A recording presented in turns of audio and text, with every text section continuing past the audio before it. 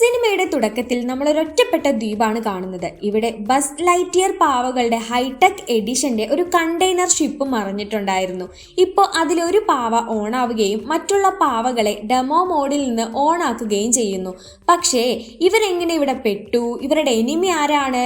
എന്താണ് ഇവർ ഫോളോ ചെയ്യേണ്ടത്? ഇവരുടെ മിഷൻ എന്താണ് എന്നൊന്നും ഇവർക്ക് അറിയത്തില്ല. അന്ന് രാത്രിയിലാണ് എനിമികൾ വരുമ്പോൾ അത് നോക്കിയിരിക്കുന്ന നമ്മുടെ ബസ് ലൈറ്റിയർ പാവകൾ ആകാശത്ത് സ്റ്റാർ കാണുന്നത്. ഞങ്ങളുടെ ബോസ് സ്റ്റാർ കമാൻഡ് ആണ്, അദ്ദേഹത്തിന്റെ അടുത്തെത്തണം എന്ന് പറഞ്ഞ് അന്ന് രാത്രി തന്നെ ഇവന്മാര് ആ ദ്വീപ് വിട്ടു. Here we go to the movie Toy Story 5. Let's start. അടുത്ത സീനിൽ നമ്മൾ നമ്മുടെ ജെസ്സിയുടെ ഒരു മെമ്മറിയാണ് കാണുന്നത്. അവളുടെ ആദ്യത്തെ ഓണറായിരുന്നു എമിലി. എമിലിക്ക് ജെസ്സിയെ എന്തൊരു ഇഷ്ടമായിരുന്നെന്നറിയാമോ? എപ്പോഴും ഞാൻ നിന്റെ കൂടെ കാണൂ എന്ന് പറഞ്ഞ് ഒരിക്കൽ നമ്മുടെ എമിലി ഇവളെ വിട്ടുപിരിഞ്ഞു. ഇപ്പോൾ നമ്മുടെ ജെസ്സിയുടെ ഓണർ ബോണിയാണ്.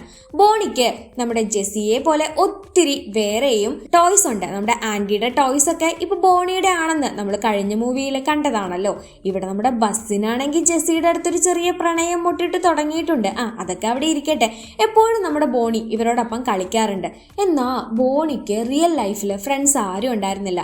അപ്പുറത്തെ വീട്ടിലെ ട്വിൻസ് കുട്ടികളോട് കൂട്ടുകൂടാൻ നമ്മുടെ ബോണി ശ്രമിക്കാറുണ്ടെങ്കിലും എപ്പോഴും ഇവളെ അവർ കളിയാക്കി വിടും. ജെസ്സിയും കൂട്ടുകാരും എങ്ങനെയെങ്കിലും ബോണിയെയും അവരെയും അടുപ്പിക്കാൻ ശ്രമിക്കും. എന്നിട്ടും കാര്യമൊന്നും ഉണ്ടാവില്ല.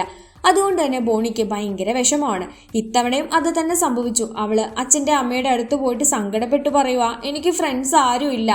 ഇത് കേൾക്കുന്ന ജെസ്സിയും മറ്റു പാവകളും ഒരു കാര്യം തീരുമാനിക്കും. നമ്മുടെ ബോണിക്ക് എങ്ങനെയെങ്കിലും ഫ്രണ്ട്സിനെ ഉണ്ടാക്കണം. അവള് ബുൾസൈയേയും കൂട്ടിയിട്ട് തൊട്ടടുത്ത വീടുകളിൽ പോയി നോക്കും. അപ്പോഴാണ് അവരെ അമ്പരപ്പിക്കുന്ന കാഴ്ച കാണുന്നത്. ഇപ്പൊ കുട്ടികൾക്ക് ആർക്കും ടോയ്സിന് വേണ്ടെന്നേ. അവർക്കെല്ലാവർക്കും സ്മാർട്ട് സ്ക്രീൻ ഡിവൈസുകളുണ്ട്. Mobile phone, tablet, laptop, computer, gaming stations.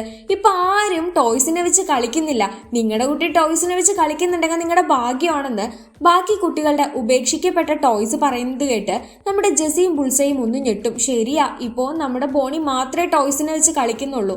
ഇവൾക്കാണെങ്കിൽ യഥാർത്ഥ ഫ്രണ്ട്സ് ഒന്നും ഇല്ല എന്ന് കണ്ട് അച്ഛനും അമ്മയും ഇപ്പൊ അവൾക്കൊരു ടാബ്ലറ്റ് ഓർഡർ ചെയ്ത് കൊടുക്കുകയും ചെയ്തു. ലില്ലി പാഡ്, ലില്ലി എന്നാണ് വിളിക്കുന്നത്.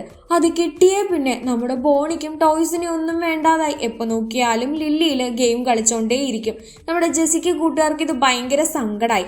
അങ്ങനെ ഒരു ദിവസം ഇവള് ഗെയിം കളിച്ച് ലില്ലി പാഡിനെ അവിടെ വച്ചു പോവാണ്. ഇത് തന്നെ തക്കം എന്ന് നോക്കിയിട്ട് നമ്മുടെ ജെസ്സി നേരെ ലില്ലി പാഡിന്റെ അടുത്തോട്ട് പോയി. ലില്ലി ആണെങ്കിൽ ഇവരോടല്ല അവരോട് സംസാരിക്കുകയാണ്. എന്നെ നിങ്ങൾക്കറിയോ, നിങ്ങളെപ്പോലെ ജസ്റ്റ് ഒരു ടോയ് അല്ല ഞാൻ എല്ലാവരോടും കമ്പനി ആവുന്ന ഒരാളാണ്. നിനക്കറിയോ നമ്മുടെ ബോണിക്ക് യഥാർത്ഥത്തിൽ ഒരു ഫ്രണ്ട് ഇല്ല. നീ ഇങ്ങനെ എപ്പോഴും അവളൊരു സ്ക്രീനിന്റെ മുന്നിൽ തളച്ചിട്ടാലോ എന്ന് ജെസ്സി ചോദിക്കുകയാണ്. അവൾക്ക് ഫ്രണ്ട് ഇല്ലെന്നോ? ഓക്കെ, ഇപ്പൊ നമുക്ക് ഫ്രണ്ട്സിനെ ഉണ്ടാക്കാം എന്ന് പറഞ്ഞ് അടുത്ത വീട്ടിലുള്ള കുട്ടികൾക്കൊക്കെ ഇവള് ഫ്രണ്ട് റിക്വസ്റ്റ് അയച്ചു. അയ്യേ, ഇങ്ങനെ അല്ല, ശരിക്കും ഫ്രണ്ട്സ് വേണം. ഇവിടെ ഒന്നും കാണുന്നില്ലല്ലോ ഫ്രണ്ടിനെ എന്നായി ജെസ്സി. എന്നാ ലില്ലിപ്പോടാണെങ്കിൽ വിട്ടുകൊടുക്കാനും തയ്യാറല്ലായിരുന്നു. നിന്നെ പോലെ ഔട്ട്ഡേറ്റഡ് ആയ ഒരു ടോയ് അല്ല ഞാൻ ഭയങ്കര അപ്ഡേറ്റഡാ. ആ സമയത്ത് നമ്മുടെ ബോണി അവിടേക്ക് വരികയാണ്. അപ്പോൾ ഒരു മെസ്സേജും കാണും. അവിടെ അടുത്ത വീട്ടിലെ കുട്ടികൾ സ്ലീപ്പ് ഓവറിനായിട്ട് ഇവളെയും ക്ഷണിച്ചിട്ടുണ്ട്. അത് നമ്മുടെ ലില്ലിപ്പോട് നേരത്തെ കൊടുത്ത പണിയാണ്, ഫ്രണ്ട് റിക്വസ്റ്റ് ഒക്കെ അയച്ചിട്ട്. അവളെന്തായാലും ഇവിടെ നിന്ന് പോയി കഴിഞ്ഞാൽ നമ്മളെയൊക്കെ മറക്കും എന്നായി ബാക്കിയുള്ള ടോയ്സ്. അന്ന് രാത്രിയിൽ ജെസ്സിക്കും ഒട്ടും ഉറക്കം വരുന്നില്ല. എന്തൊക്കെയോ സംഭവിക്കാൻ പോകുന്നു. അങ്ങനെ അവള് നേരെ വുഡിയെ കോൾ ചെയ്യാണ്. നമ്മുടെ വുഡിയും ബോപ്പീപ്പും കൂടെ ഇപ്പോൾ പുറത്ത് ഉപേക്ഷിക്കപ്പെട്ട വീടില്ലാത്ത ടോയ്സിനെ എല്ലാവരെയും സമാഹരിച്ച് ഒരിടത്ത് സുരക്ഷിതമായി വെക്കുന്ന ആ തിരക്കിലാണ്. അപ്പോഴാണ് നമ്മുടെ വുഡിയെ ഇപ്പോൾ നമ്മുടെ ജെസ്സി ഫോൺ ചെയ്യുന്നത്. അങ്ങനെ വുഡി അവിടുത്തെ പരിപാടിയെല്ലാം കഴിഞ്ഞിട്ട് ജെസ്സിയുടെ കോൾ അറ്റൻഡ് ചെയ്യാണ്. അപ്പം നമ്മുടെ ജെസ്സിയുടെ അടുത്ത് അവൻ പറയുന്നുണ്ട്, ഇപ്പൊ പിള്ളേർക്ക് ടോയ്സിന് വേണ്ടെന്നേ, ഫുള്ള് സ്മാർട്ട് ഡിവൈസസിന്റെ പിന്നാലെയാണ്. നമ്മുടെ കൊച്ചുങ്ങളൊന്നും അങ്ങനെയല്ലല്ലോ എന്ന്. എന്നാൽ നമ്മുടെ ജെസ്സിയുടെ സംസാരത്തിൽ നിന്ന് വുഡിക്കും മനസ്സിലായി ബോണിക്കും എന്തോ ഒരു സ്മാർട്ട് ഡിവൈസ് കിട്ടിയിട്ടുണ്ട്. പണ്ടുണ്ടായിരുന്ന കാര്യമൊക്കെ നിനക്ക് അറിയില്ല വുഡി, എമിലിക്ക് എന്നെ എന്തൊരു ഇഷ്ടമായിരുന്നു, പിന്നെ അവളെന്നെ ഉപേക്ഷിച്ചില്ലേ, ഇപ്പോൾ നമ്മുടെ ബോണിയും അങ്ങനെയൊക്കെ ആവുമെന്നൊരു പേടി എന്നെല്ലാം പറഞ്ഞുകൊണ്ടിരിക്കുന്നു. അപ്പൊ നമ്മുടെ ബസ് ആണെങ്കിൽ ജെസ്സിയുടെ അടുത്ത് എങ്ങനെയെങ്കിലും കൺഫസ് ചെയ്യാൻ, അവളെ പ്രപ്പോസ് ചെയ്യാൻ വേണ്ടിയിട്ട് പ്രാക്ടീസ് ചെയ്തുകൊണ്ടിരിക്കുകയാണ്. ജെസ്സി ആണെങ്കിൽ വാലി തീ പിടിച്ച പോലെയുള്ള ടെൻഷനിലായിരിക്കുന്നത്. അങ്ങനെ നമ്മുടെ ബോണിക്ക് മാറാൻ പറ്റില്ല. എനിക്കൊരു ഐഡിയ അറിയാം. നാളെ അവൾ സ്ലീപ്പ് ഓവറിന് പോകുമ്പോൾ ഞാനും കൂടെ പോകും. അവിടെയുള്ള ഫ്രണ്ട്സ് അവൾക്ക് ഓക്കെ ആണെന്ന് ഞാൻ തീരുമാനിക്കും എന്നെല്ലാം പറയുന്നു. ഓക്കെ, നീ നിന്റെ ഇഷ്ടം പോലെ എന്താ ചെയ്യുക, ഞാൻ എന്തായാലും നാളെ അങ്ങോട്ട് വരാമെന്ന് വുഡിയും പറയും. ഇവിടെ നമ്മുടെ ജെസ്സി ഒരു പ്ലാൻ ഒക്കെ ഉണ്ടാക്കുന്നുണ്ട്. ഇതേ സമയത്ത് നമ്മുടെ ബസ് പാവകളാണെങ്കിൽ ഇപ്പോൾ ഒരു സീ പോർട്ടിൽ എത്തിയിട്ടുണ്ടായിരുന്നു. ഇവർക്ക് ഇവിടെ സ്റ്റാറിനെ കാണാൻ പറ്റുന്നില്ല. അങ്ങനെ ഒരു കണ്ടെയ്നർ ലോണ്ടറിയുടെ പൊക്കത്തോട്ട് കയറിയിട്ട് ആകാശത്തുള്ള സ്റ്റാറിനെ നോക്കി ഇതേ അവിടെയാണ് നമ്മുടെ ബോസ്, നമുക്ക് അവിടേക്കാണ് പോവേണ്ടത് എന്ന് ഇവന്മാർ തീരുമാനിക്കുന്നുണ്ട്. അങ്ങനെ ഇവർ താഴെ ഇറങ്ങി ആ വഴി പോവാനും ശ്രമിക്കുകയാണ്. ഇടയ്ക്ക് വെച്ച് ആരോ കാണാൻ നോക്കും, പക്ഷെ ഇവർ ചത്ത പോലെ കിടക്കും കേട്ടോ. അങ്ങനെ ഇവർ അവരുടെ വഴിയെ ആ ഒരു സ്റ്റാറിനെ ഫോളോ ചെയ്തിട്ട് മുന്നോട്ട് പോയിക്കൊണ്ടിരിക്കുന്നു. പിറ്റേ ദിവസം നമ്മുടെ ബോണി ഫുൾ ഇങ്ങനെ പാക്ക് ചെയ്തുകൊണ്ടിരിക്കുകയാണ്. എന്നാൽ ജെസ്സിനെയും ബുൾസൈനെയും ഒന്നും അവൾ പാക്ക് ചെയ്ത് കൂട്ടുന്നില്ല. അങ്ങനെ അവൾ ഇവിടെ ഇല്ലാത്ത സമയത്ത് ഇവർ അതിനകത്തോട്ട് കയറി കിടക്കും. ആ ഒരു ബാക്ക് പാക്കിനകത്ത് ഇല്ലാണെങ്കിൽ നിങ്ങളൊന്നും കൊണ്ടുപോകാൻ പറ്റില്ല, സ്ലീപ്പ് ഓവർ അല്ല എന്ന് പറയുമ്പോഴും ഇവരാരും കേൾക്കില്ല. ബോണിയാണ് ഇതൊന്നും അറിയാതെ അവരെയും പാക്ക് ചെയ്ത് എടുക്കുന്നുണ്ട്. അങ്ങനെ തിരിച്ച് കാറിൽ കയറി വീട്ടിൽ പോകുമ്പോഴാണ് ഇവരുടെ ആ ഒരു സാന്നിധ്യം മനസ്സിലാക്കുന്നത്. അങ്ങനെ ആ ടോയ്സിനെ എടുത്തോണ്ട് ഫ്രണ്ട്സിന്റെ അടുത്തോട്ട് പോയപ്പോൾ ഈ ഫ്രണ്ട്സ് ആണെങ്കിൽ ഇവിടെ കളിയാക്കാണ്. അയ്യേ നീ ഇപ്പോഴും ഈ ടോയ്സ് ഒക്കെ വെച്ച് കളിക്കുമോ എന്ന് പറഞ്ഞിട്ട്. അയ്യേ ഞാൻ ചുമ്മാ പറഞ്ഞാട്ടോ, ഞാനും ലില്ലിപ്പാഡ് വെച്ച് കളിക്കാമെന്ന് പറഞ്ഞ് ടോയ്സിനെ അവൾ അച്ഛൻ്റെ അടുത്ത് തിരിച്ചു കൊടുത്തിട്ട് ആ ലില്ലിപ്പാഡും എടുത്ത് പോവാണ്. എന്നാൽ നമ്മുടെ ജെസ്സിയും ബുൾസയും അവിടെ നിന്ന് ചാടി. എന്നിട്ട് നമ്മുടെ ബോണി ഇപ്പം എന്താ ചെയ്യുന്നത് നോക്കുമ്പോൾ അവരാരും സംസാരിക്കുന്നില്ല. ജസ്റ്റ് അവിടെ ഇവിടെ ഇരുന്ന് ഫോണിൽ കളിച്ചുകൊണ്ടിരിക്കുകയാണ്. ഇതാണ് ഫ്രണ്ട്സ് എന്ന് പറഞ്ഞ് ഇരിക്കുമ്പോഴേക്കും അവർ ആ മരത്തിന്റെ ചില്ലയിൽ നിന്ന് പൊട്ടി താഴെ വീഴും. അവിടെ കണ്ട ഒരു അപ്പൂപ്പനും അമ്മൂമ്മയും ഇവരെ എടുത്തിട്ട് ഇവളുടെ മേലൊരു അഡ്രസ്സ് ഉണ്ടായിരുന്നല്ലോ എമിലിയുടെ, അവിടെ കൊണ്ടുപോയിട്ട് ഇടാൻ വേണ്ടി തീരുമാനിക്കുകയാണ്.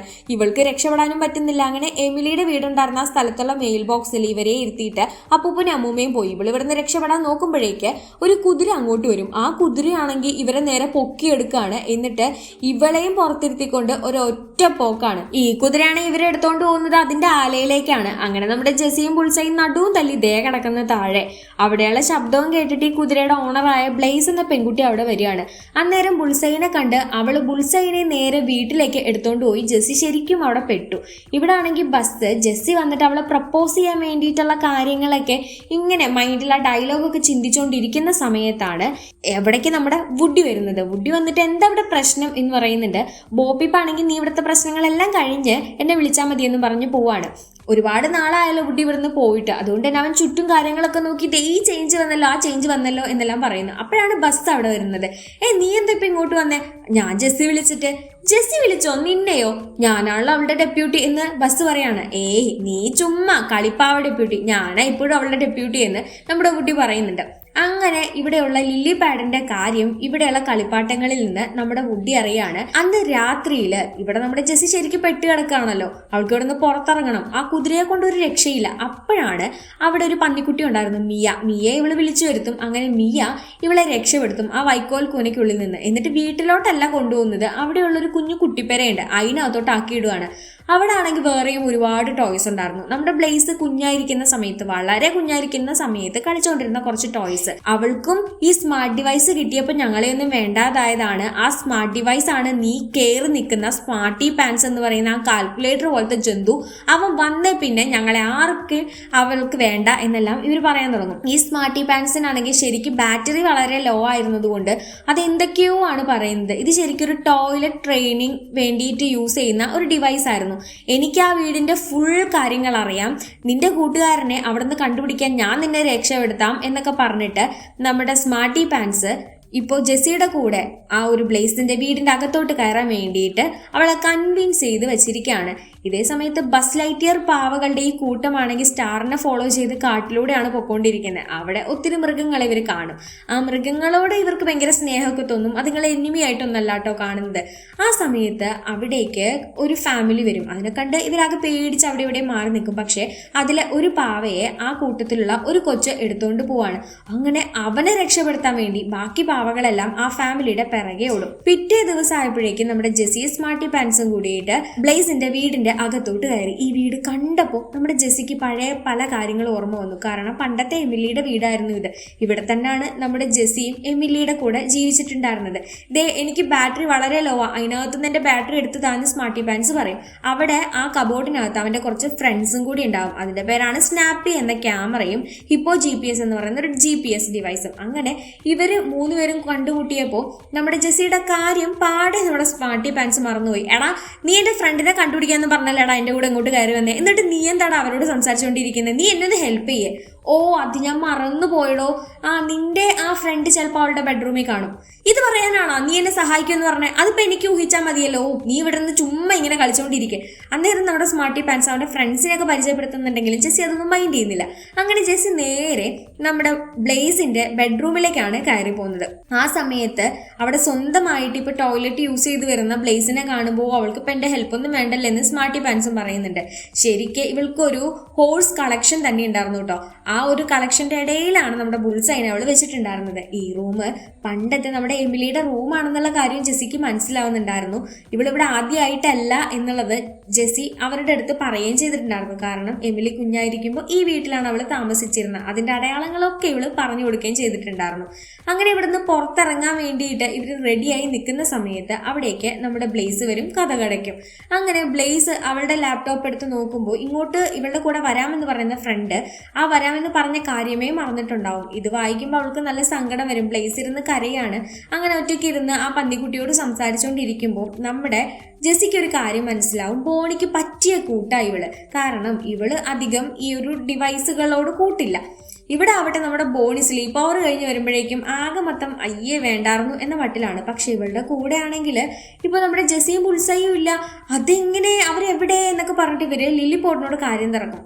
അഹങ്കാരിയായ ലില്ലിപോട്ടാണെങ്കിൽ ഞാനൊന്നും പറയത്തില്ല എന്ന മട്ടില് ഇവരോടൊന്നും സംസാരിക്കുന്നുണ്ടാവില്ല. പകരം അവൾക്ക് ഫ്രണ്ട്സ് വേണം, അങ്ങനെ എങ്ങനെയെന്നെല്ലാം പറഞ്ഞുകൊണ്ടിരിക്കും. നീ ചുമ്മാ കളിക്കാതെ എന്നെല്ലാം പറഞ്ഞിട്ട് ലില്ലിപോട്ടിന്റെ അടുത്ത് ഇവര് ചുമ്മാ ഓരോന്ന് കയർത്ത് സംസാരിക്കുമ്പോൾ ലില്ലിപോട്ട് അച്ഛന് മെസ്സേജ് അയക്കും, എന്റെ പാവകളെ എല്ലാം ഗ്യാരേജിൽ കൊണ്ടുവെക്കണേ എന്ന്. അച്ഛൻ മോള് പറഞ്ഞതാന്ന് കരുതി അത് ചെയ്യുകയും ചെയ്യും. എന്തോ ഭാഗ്യത്തിന് വുഡിയും ബസ്സും മാത്രമാണ് ഇവിടെ ഉള്ളത്. എങ്ങനെയെങ്കിലും നമുക്ക് ജെസ്സിയെ രക്ഷപ്പെടുത്തണം. അതിനാൽ ലില്ലിപോട്ടിന്റെ സഹായം തന്നെ വേണം. നമുക്കതിന് ഒന്നിച്ച് നിന്നേ പറ്റൂ എന്ന് ഇവർ രണ്ടുപേരും കൂടെ അങ്ങോട്ടും ഇങ്ങോട്ടും സമാധാന കരാർ ഒപ്പുവെക്കും.